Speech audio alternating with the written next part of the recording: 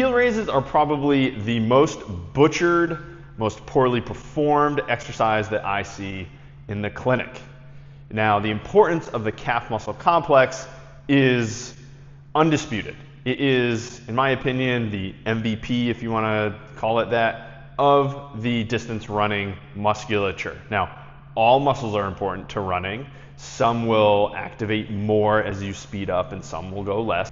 Now, if you're running a mile or above, the calf muscle complex is probably creating, storing, and releasing most of the energy to propel you forward. It's not the glutes, not the hamstrings. Now the quads will play a part in braking more than other muscles or slowing you down so you can swing and speed up. But the calf muscle complex is utterly, utterly important. With that being said, we need to make sure that we are performing the very simple exercise of heel raises well.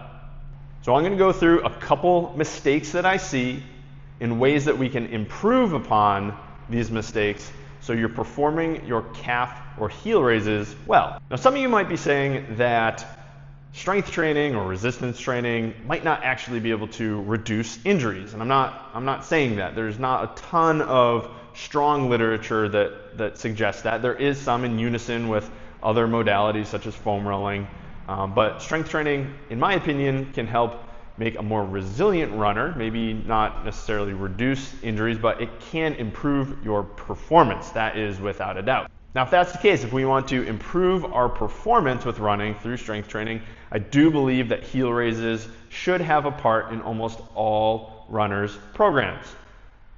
That and pogos or some form of plyometric that is below the knee dominant.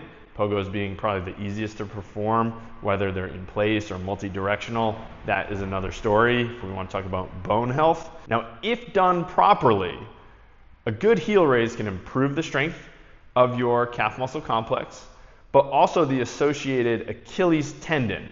So not only will it strengthen the tendon, it will stiffen the tendon, which leads to better energy storage and release and a better running economy, hence better performance.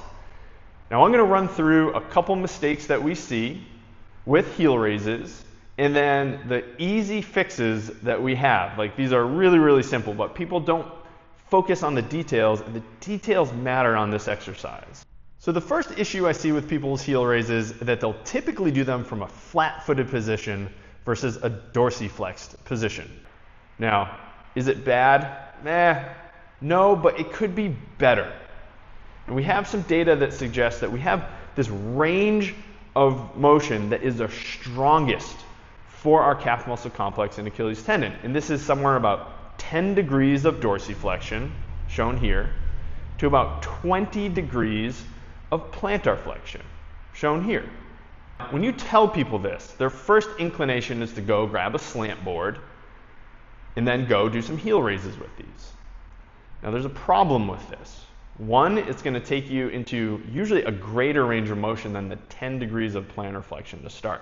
My slant board only actually, at the most shallow, goes to about 20 degrees. So already we're at a disadvantaged strength-tension relationship if we want to start adding weight to this. But on the other end, as you go up onto your toes, because your toe is going to be taken into, your big toe specifically, is going to be taken into excessive extension, it will actually limit the amount of plantar flexion that you can create, likely preventing you from getting into those 20 degrees of plantar flexion. So what do we do? It's really, really simple. All you have to do is back away from the wall and lean into the wall a little bit. And you're going to start off in about 10 to 15 degrees of dorsiflexion, which is better than the 20 plus from a slant board. And then when you go up on your toes, you're not going to be limited by your great toe extension as much. And you're going to be able to get to that 20 degree angle. And now for a lot of people, we'll just say, go off of, lift your heel about 3 inches. That should get you to where you want to be. But 20 degrees, you don't have to nitpick it, but you will be limited if you use a slant board. And when you do go to do single leg heel raises, you still want to maintain this position in your calf. And so you're going to want to get your front foot up on a bench, a stool, a chair, something like that. And you can still lean into the wall. Now, The other tendency when you do start to lean forward is that instead of going straight up, people will start to put their head towards the wall. We also want to avoid this. And so we want to make sure that we're going up and down. Despite our back leg being at an angle, we still want to focus our weight going up and down. Now there's no true fix to this except making sure that you're focusing on going up and down. Once again, can't repeat that enough. So another mistake that we typically see with heel raises is that people will roll their feet out, shown here. So we're avoiding putting weight on our great toe. Now, oftentimes if there's been a previous injury, maybe there's some underlying osteoarthritis in the first MTP joint, this will limit the amount of comfort or weight that we can accept through that great toe, and we'll see that rolling out. Now, I do encourage people to focus on keeping their weight on that big toe because it is going to bias the medial gastroc, which does contribute to our propulsion and is really important for running and running economy and running mechanics. And so I do think that people should focus on keeping their weight on their big toe. Now, I learned a little trick from Chris Johnson, who is a dear friend and a mentor of mine, and it's basically a constraint or putting ourselves in a certain position that doesn't allow us to roll out. And that's going to be shown here. And so I think he calls it the Chris Johnson prisoner's heel raise or something to that matter. But basically what we're doing is we're rotating our body towards the front foot, making sure that we're going to bias our weight on our back foot medially, so on our great toe, and then we can go up with not having to necessarily concentrate on putting our weight on our big toe. It kind of just happens, and that's the whole point of constraints.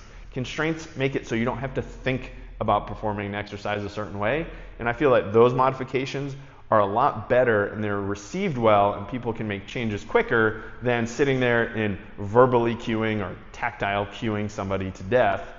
And the heel raise in this rotated position can actually help maintain weight on that big toe without really having to think about it. And the last mistake I see when working with people who are doing heel raises that could use a little improvement is that they're just doing them way too fast. Now, there's certain ways we need to load certain tissues to get certain adaptations. And with runners, we want strong, stiff Achilles tendons. To do this, we need to go slow and heavy. And slow has been shown to be about a 2 count up and a 2 count down. And so if you're just up, down, up, down, up, down, up, down, up, down, you're going a little too fast.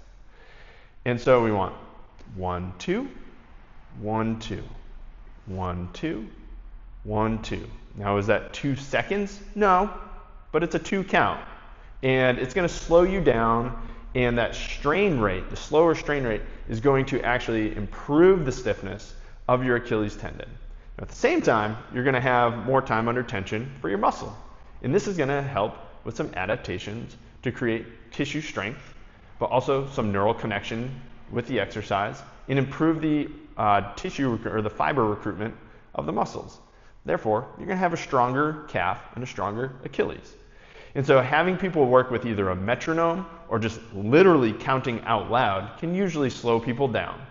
And I feel like this is the most impactful because it's going to directly impact the performance that you see while running because you're improving the tissue quality, the tissue strength, and that is going to help propel you forward strongly. I'm not usually trying to perfectly critique every exercise that everyone does because there's a variety of movements. We're all built differently. So we're going to perform squats and deadlifts and whatever else we're going to do differently.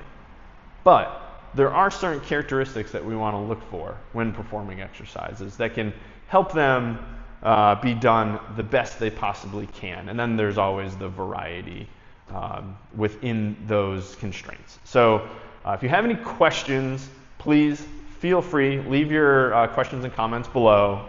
Make sure you subscribe so you can get other content delivered right to you that can help you perform better and feel better while you run. And always like, share, all that stuff. It's always appreciated. And don't forget to check out runnersu.com for even more information. So thanks for watching. Once again, if you have any questions, ask below and I'll get back to you as soon as I can.